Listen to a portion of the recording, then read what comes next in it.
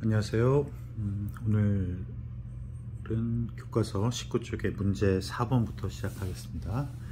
지난 시간에 배웠던 내용을 토대로 해서 문제 4번 한번 해결해 보도록 하겠습니다.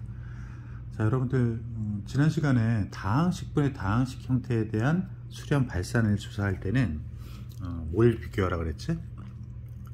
분모와 분자의 차수를 비교해서 분모의 차수가 더 큰 경우는, 그런 경우는 다항식분의 다항식 형태는 0으로 수렴한다고 했어요. 그리고 분자의 차수가 더 클 경우에는 부호 조심해서 살펴보면 양의 무한대 또는 음의 무한대로 발산한다고 했습니다. 그리고 세 번째로는 분모 분자의 차수가 같은 경우는 최고차항의 개수의 비로 결과가 나온다 그랬죠. 자, 4번에 1번을 보면 다항식분의 다항식이에요. 그런데 얘는 몇 차? 1차고 분자는 2차입니다. 분자의 차수가 크고 얘는 양수, 분모의 차수는 최고차항의 개수는 양수고 얘는 음수이기 때문에 결과적으로 전체가 부호는 마이너스가 되겠죠. 음의 무한대로 발산함을 알 수 있습니다.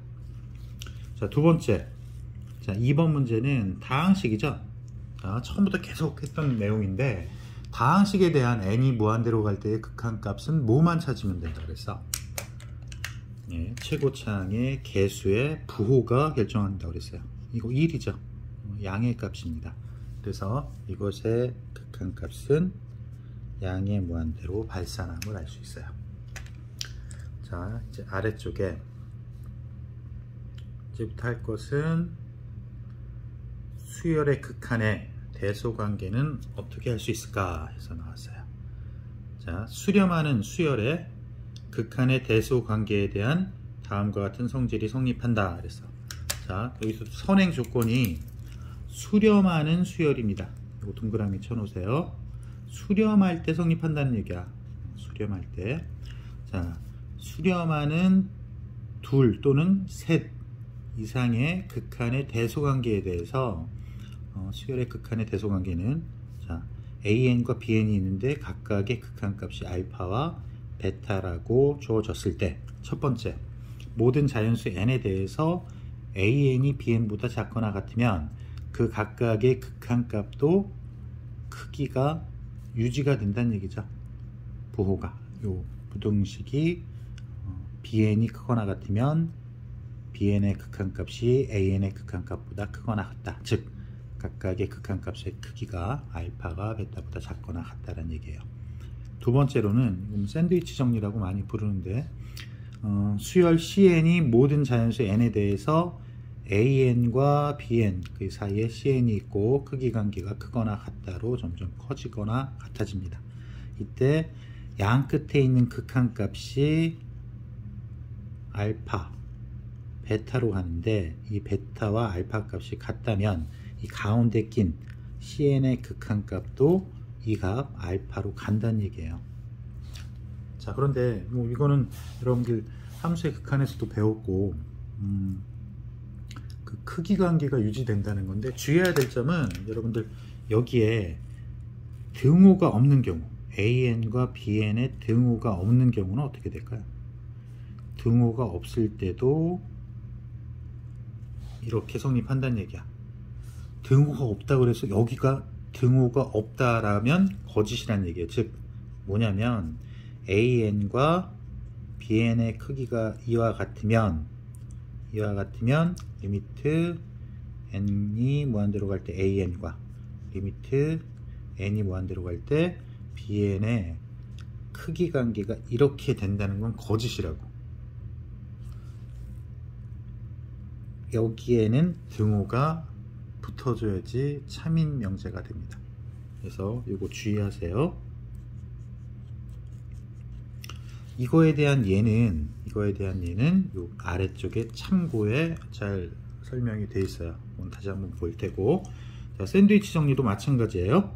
여기에 등호가 없어도 이 결론은 성립한다는 얘기입니다. 자, 여러분들 꼭 이거 기록해 놓고 다시 한번 살펴보십시오. 참고 한번 보세요. 참고해 보면 AN, BN에 대해서 AN이 BN보다 작거나 같다라고 해서 반드시 이것이 성립하는 것은 아니다.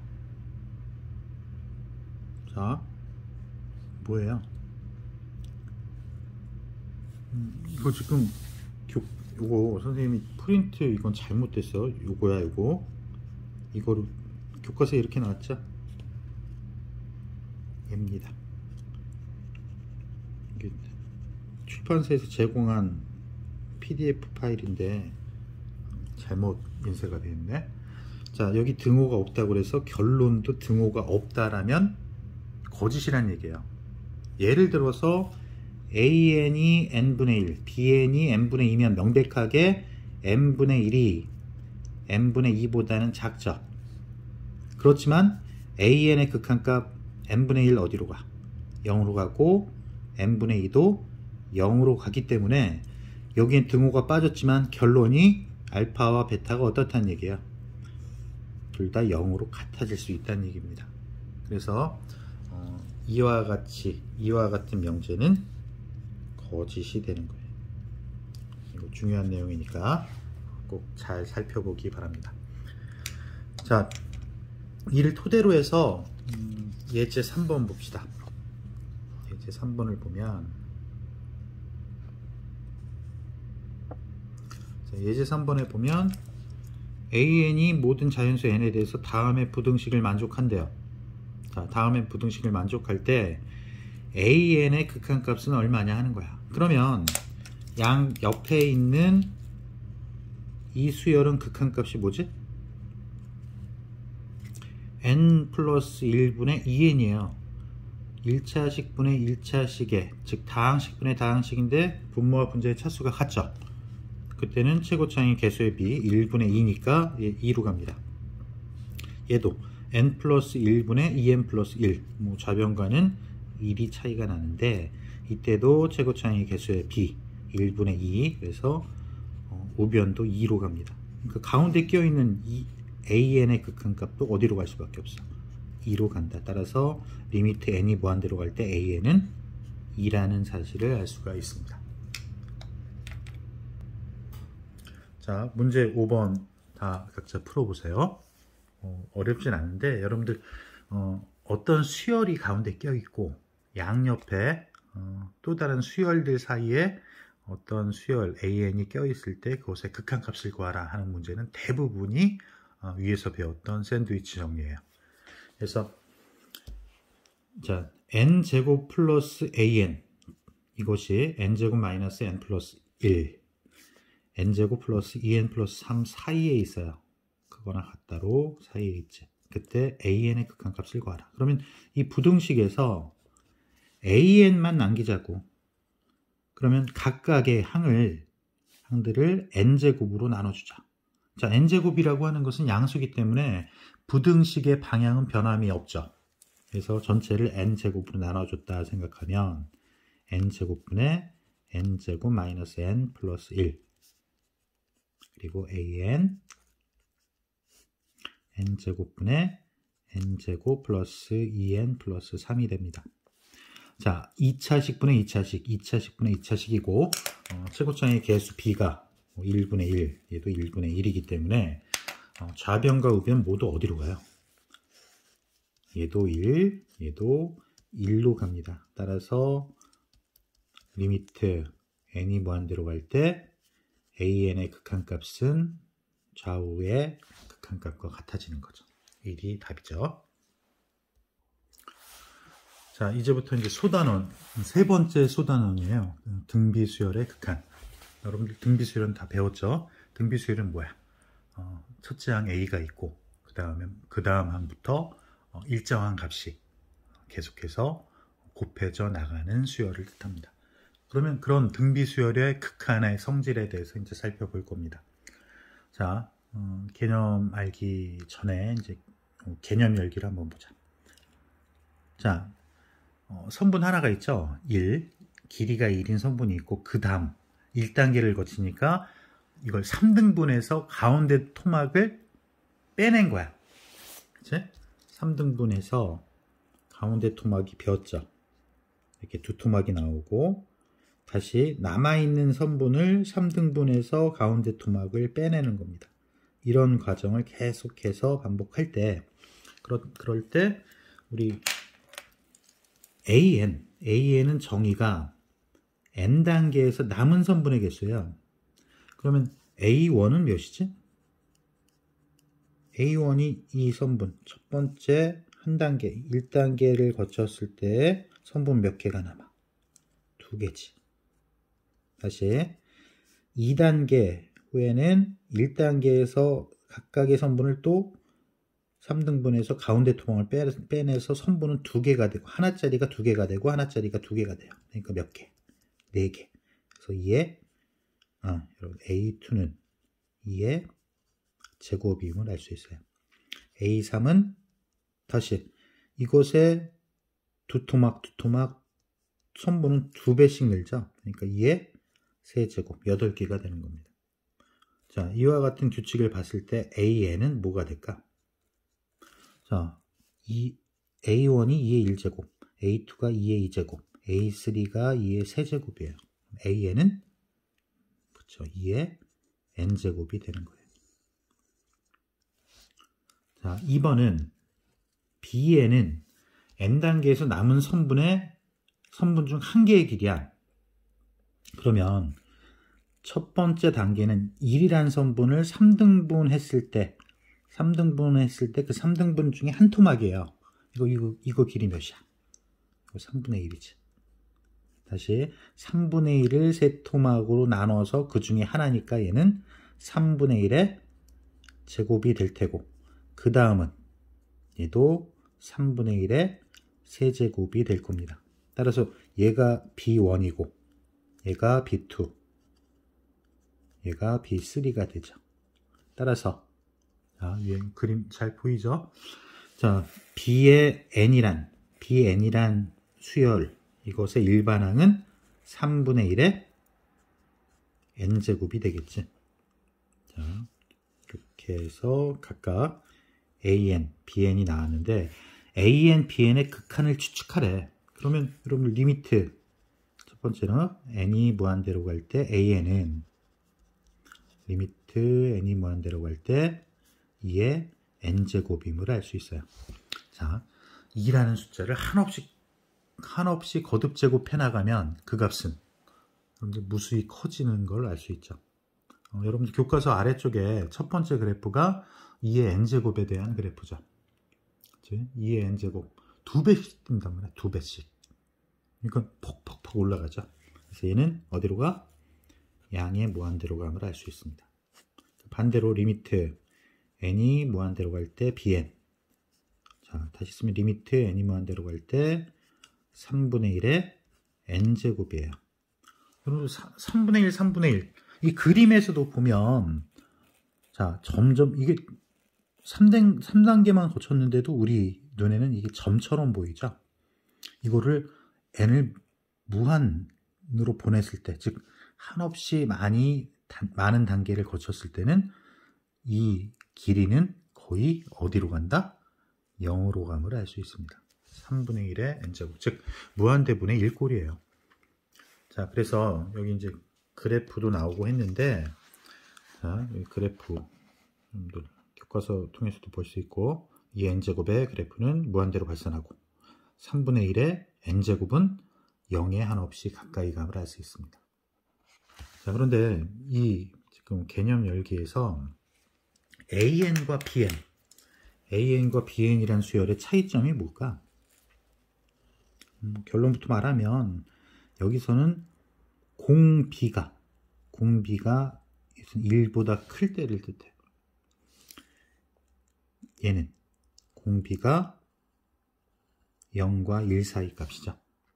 자, 그래서 어떠한 공비를 가질 때 우린 그 등비 수열이 수렴하고 또는 발산하는지, 그리고 수렴한다면 어디로 수렴하고, 그리고 발산한다면 그냥 발산인지 또는 진동하는지를 살펴보게 될 겁니다. 자, 다음 21쪽인데 여러분들 이제 등비 수열 R의 n제곱, 여기서 이제 초항 A는 표현을 안 했어요. 공비에 따라서 이 등비 수열이 수렴하는지 발산하는지를 분류를 하기 위해서 이렇게 간단하게 아래 n제곱 형태로 주어진 겁니다. 이때 각각 아래 범위에 따라서 이 등비 수열이 발산하는지 수렴하는지를 살펴보겠습니다. 첫 번째로 R이 1보다 클 때요. 자, 아까 처음에 개념 열기에서 R이 2인 경우 2의 n제곱 어디로 갔지? 무한대로 갔었죠. 그것을 이제 대수적으로 한번 살펴보는 거야. 자, R이 1 플러스 H인데 H는 무슨 수? 양수죠. H가 양수야. 아무튼 H가 아주 작은 값이 덜해도 1에다 양수를 더하면 얘는 1보다 큰 값이지. 자, 이렇게 잡은 거예요. 그래서 물론 1보다 훨씬 큰 것도 무조건 성립한다는 얘기예요. 근데 H는 여기서 매우 작은 양수라고 생각을 하십시오. 자, 이때 1 플러스 H의 양변, 그러니까 R은 1 플러스 H의 양변을 n제곱하면 이와 같은 식이 되겠지. 근데 여러분들 1 플러스 H는 이거의 제곱은 1 플러스 2H 플러스 H 제곱이죠. 자, 그러면 얘는 1 플러스 2H보다는 어때?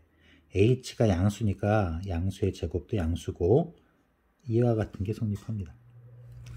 1 플러스 H의 세제곱 하면 1 플러스 3H의 3H 제곱에 플러스 H 세제곱이 돼요. 이 중에서 얘만 날리면 얘하고 얘는 무조건 양수지. 그러면 1 플러스 3H만 남는다면 왼쪽이 더 크죠. 자, 이와 같은 방법으로 수학적 기납법으로 얘는 무조건 성립한다는 얘기야. 그럼 R의 n제곱은 1 플러스 nh보다 큽니다. 그럼 여러분들 1 플러스 nh는 1차식이지. 그래서 이거의 극한값은 1 플러스 nh는 n에 대한 1차식이야. 자, 다항식의 최고차항의 개수가 양수죠. 이거 양수라고. 양수야. h가. 그러면 선생님이 계속해서 얘기했는데 다항식의 최고차항의 개수의 부호가 양수면 그 다항식 전체는 어디로 가? 양의 무한대로 발산한다 그랬죠. 얘가 양의 무한대로 발산한다고. 양의 무한대로 발산하는 값보다 큰 극한값이 뭐예요? 얘도 발산할 수밖에 없지. 결론적으로 뭐냐면 공비가 1보다 큰 등비수열은 아래 n제곱 등비수열은 무조건 양의 무한대로 발산합니다. 설명 이해됐습니까? 자, 두 번째 2번 R이 1일 때 R이 1이면 R의 n제곱 뭐예요? 1이지. 상수의 수열 전체가 상수라면 그것의 극한값은 그 상수값으로 1로 수렴합니다. 얘는 수렴하는 거예요. 세 번째, 그럼 R의 절대값이 1보다 작으면 어떻게 될까요? R의 절대값이 1보다 작으면 자, R은 이 중에 이제 R이 마이너스 1과 1 사이라는 소리잖아. 이 중에는 R이 0인 경우가 있어요. R이 0이면 이 수열 전체는 다 0이지. Rn제곱의 극한값은 0의 극한값. 그래서 0이 된다는 소리입니다. R이 0이 아니라면 R 절대값이 1보다 작으니까 이거의 역수는 자, 이 부등식을 뒤집으면 부등호의 방향은 반대가 되지. R 절대값분의 1은 1보다 큽니다. 그럼 저 위에 R이 1보다 클 때란 말이야. 이게 1보다 크지?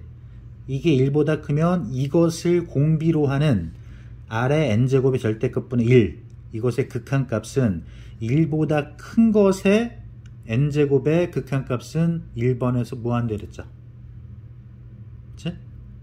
따라서 리미트 n이 무한대로 갈 때 아래 n제곱의 절대값은 어디로 가야 돼? 0이 된다는 소리예요. 즉 아래 절대값이 1보다 크면 리미트 n이 무한대로 갈 때 아래 n제곱이 0으로 간다. 이것도 수렴하는 거죠. 안 보이겠네. 수렴한다는 얘기입니다. 자, 잘 따라오고 있죠? 자, 4번. r이 그럼 마이너스 1보다 작거나 같으면, 자, 두 개로 나눠서 봤죠? r이 마이너스 1이면 이 수열은 진동하겠지. 마이너스 1을 계속 거듭 제곱하면 마이너스 1과 1, 마이너스 1과 1 진동합니다.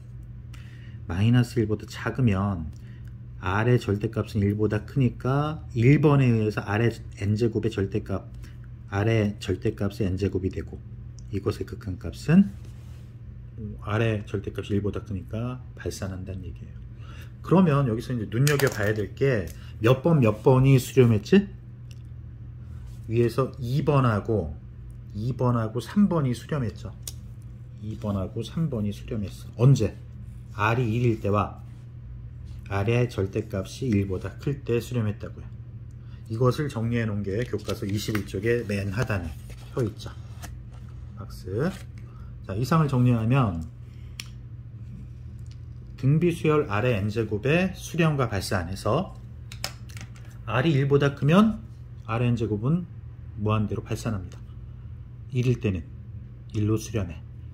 r의 절대값이 1보다 작으면 r의 n제곱은 0으로 수렴한다. r의 절대값, r이 마이너스 1보다 작거나 같으면 진동 발산이 되는 거예요. 그래서 눈여겨볼 게 r의 n제곱 형태로 주어졌을 때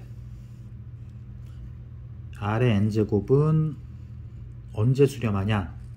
이때 수렴한다고. 수렴값은 달라요. 1일 때는 1로 수렴하고 r의 절대값이 1보다 작으면 0으로 수렴한다. 그러면 등비수열 r의 n제곱이 수렴할 조건, 수렴한다는 것의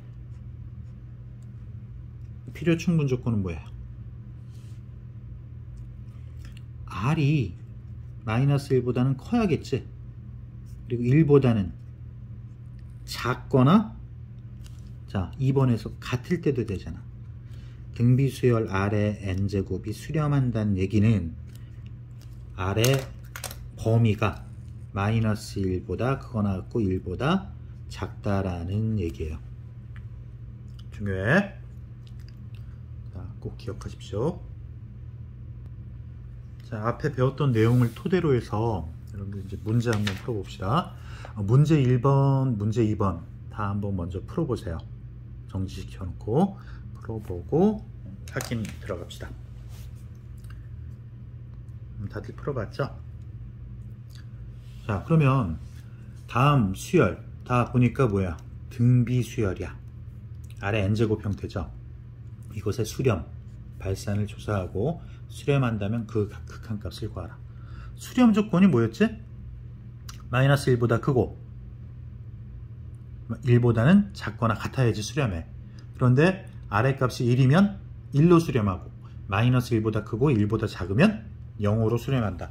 다 기억나죠? 자, 1번 3분의 2는 0보다 크지? 마이너스 1보다 크고 3분의 2는 1보다 작아요. 그러니까 이것의 범위는 마이너스 1과 1 사이라고. 그때 어디로 가? 0으로 수렴한댔죠. 자, 1.03이면 1보다 어때? 1보다 크죠? 1보다 클 때는 어디로 갔지? 양의 무한대로 발산했습니다. 자, 마이너스 0.5인데 이거 음수 붙었는데 n제곱하면 진동하겠네? 착각하면 안 돼. 범위를 살펴보라고.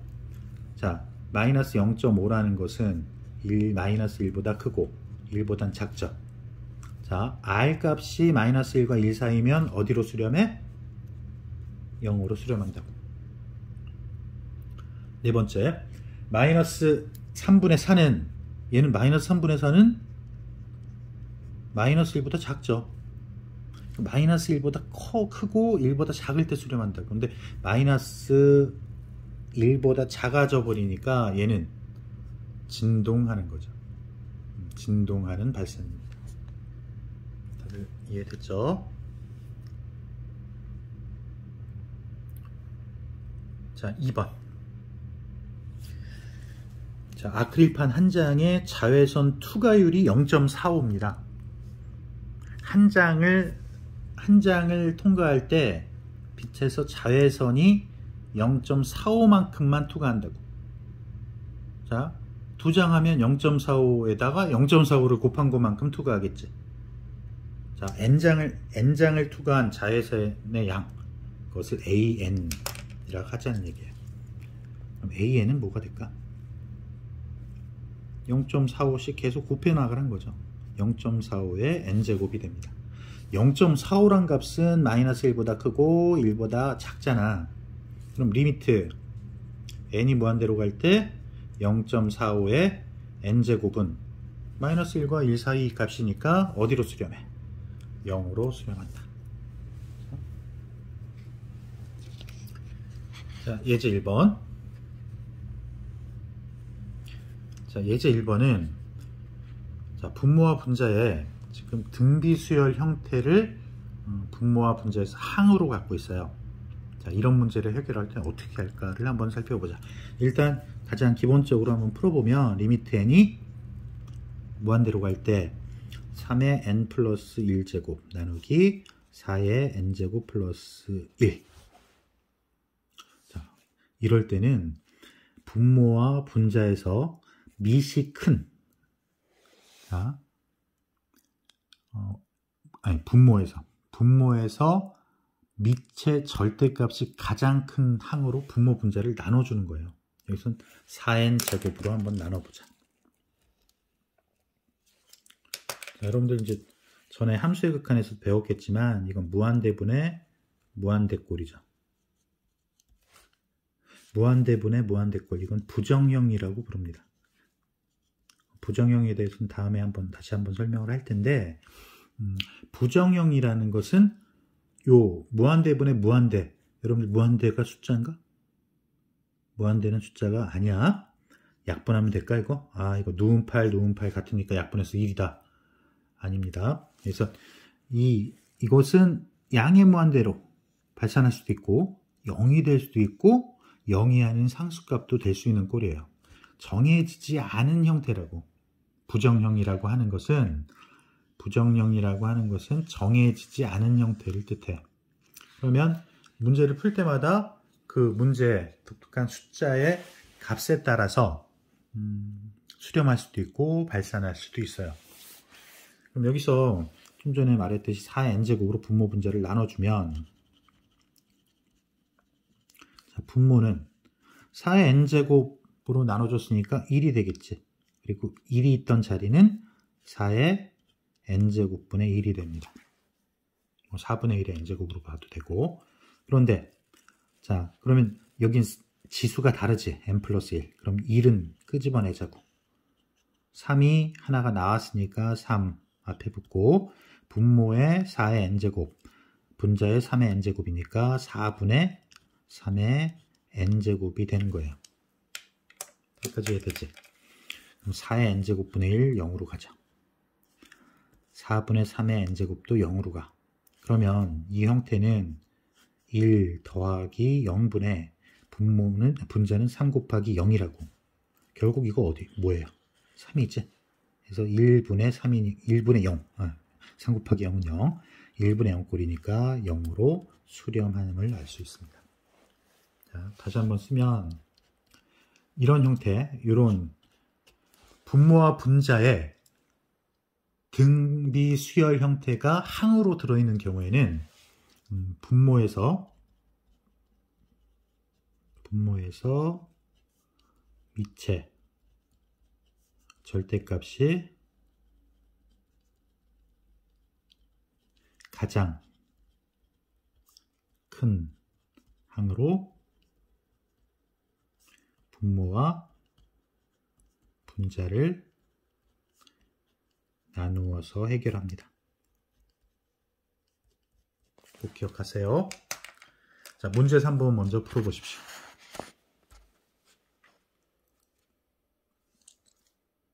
자, 3번 다 풀어봤죠? 자, 3번에 1번. 자, 1번은 리미트 n이 무한대로 갈 때, 자, 분모에서 뭐 항이 등비수열 꼴이 2의 n제곱밖에 없으니까 분모 분자를 2의 n제곱으로 나눠주자고. 그러면 얘는 1 빼기 2분의 1의 n제곱에 2분의 5의 n제곱이에요. 자, 분모에서 2분의 1의 n제곱은 0으로 갑니다. 근데 얘 어디로 가? 1보다 크잖아, 공비가. 그러니까 1분의 무한대꼴이라고. 그래서 결국 얘는 양의 무한대로 발산하는 거예요. 발산. 자, 2번. 자, 2번은 항이 분모 분자에 2개가 들어있어요. 자, 아까 위에 설명했을 때 분모에서 이런 항들이 여러 개 있는 경우에는 밑에 절대값이 가장 큰 항으로 분모와 분자를 나누어서 해결한다고 그랬어. 그러면 밑이 뭐가 크지? 3이 커요? 2가 커요? 3이 크지, 그치? 3이 크니까 리미트 n이 무한대로 갈 때 분모 분자를 뭘로 나눠주면 돼? 분모 분자를 3의 n제곱으로 나눠주면 된다고요. 자, 3의 n제곱 나눴으니까 1이야. 마이너스 여기서 마이너스 1은 2분의 1로 나오겠지. 2분의 1 나오고 3의 n제곱분의 2의 n제곱이니까 묶어서 3분의 2의 n제곱으로 변형이 됩니다. 자, 분자 3의 n 플러스 1제곱이니까 요 3으로 나오겠죠. 3 나오고 3의 n제곱 약분돼. 그래서 3만 남고 플러스 3의 n제곱분의 2가 되는 거예요. 자, 이거 마이너스 1과 1 사이지. 3분의 1도 마이너스 1과 1 사이야. 둘 다 0으로 수렴합니다. 결국 남는 것만 보면 3으로 수렴함을 알 수 있는 거지. 여기까지 됐죠?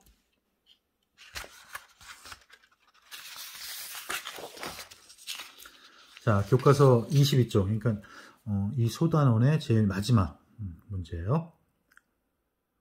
수학 역량 기르기.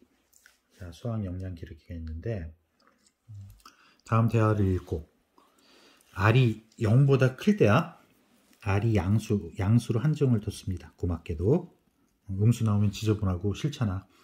자, 양수일 때 수열 1 플러스 R의 n제곱분의 R의 2n제곱, 이것의 수렴 발산을 조사해보자. 그래서 여기 여학생은 R이 2분의 1 때와 2일 때 수렴 발산이 다를 것 같다 라고 추측을 했고, 뭐 다르겠죠. 자, 이 밑에 아무튼 안경 쓴 학생은 R의 값의 범위를 나누어 조사하면 되겠네. 그래서 그러니까 결론적으로 R의 범위를 나누어 보란 얘기예요. 근데 우리가 아까 등비수열의 극한을 따질 때 기준점이 되는 건 마이너스 1과 1이었지. 마이너스 1과 1. 그러니까 여기서는 양수기 때문에 이 구간은 3개로 나눠서 생각하면 되겠죠. 첫 번째로 R이 양수라고 한정뒀으니까 0과 1 사이인 경우. 자, 0과 1 사이인 경우는 리미트 n이 무한대로 갈 때 1 플러스 R의 n제곱분의 R의 2n제곱. 자, 0과 1 사이니까 이거 어디로 가? 0으로 가요. 이거 자체도 0으로 가겠지. 1 플러스 0분의 0이면 몇입니까? 0으로 수렴하는 거지. 자, 두 번째. 그럼 R이 몇일 때? 1일 때. R이 1이면 주어진 식은 리미트 n이 무한대로 갈 때 R 대신 1 대입하면 뭐예요? 1 더하기 1분의 1이야. 그러니까 2분의 1로 이때도 수렴합니다. 세 번째. 그럼 R의 값이 1보다 클 때. R이 1보다 클 때니까 이때는 분모 분자를 R의 n제곱으로 나눠줘봐. 아까 앞에 문제들 뭐 2의 n제곱 마이너스 1분의 5n제곱일 때는 분모 분자를 2의 n제곱으로 나눴잖아. r이 1보다 크니까 여기 1보다 큰 뭐 2라고 생각해도 되고, r의 n제곱으로 나눠주면 r의 r분의 1의 n제곱 플러스 1 분의 rn제곱 분의 r의 2n제곱이면 지수법칙에 의해서 r의 n제곱이에요. 그럼 얘는 명백하게 0으로 가겠지. 0으로 가고 1로 고정돼. 근데 얘 어디로 가요? 얘 무한대로 가잖아. 1보다 크다 그랬으니까. 1분의 무한대꼴이니까 얘는 양의 무한대로 발산합니다.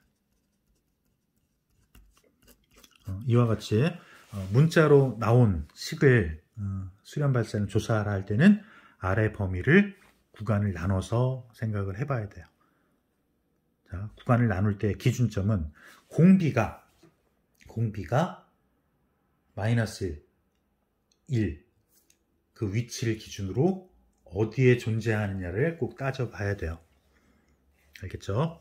그래서 여러분들 지금 이제 첫 번째 중단원이 끝났습니다. 그래서 여러분들 22쪽까지 끝났고 오늘 이제 수업 끝났으니까 여러분들 23쪽부터 25쪽을 보면 23쪽부터 25쪽을 보면 중단원 학습 점검이 있어요.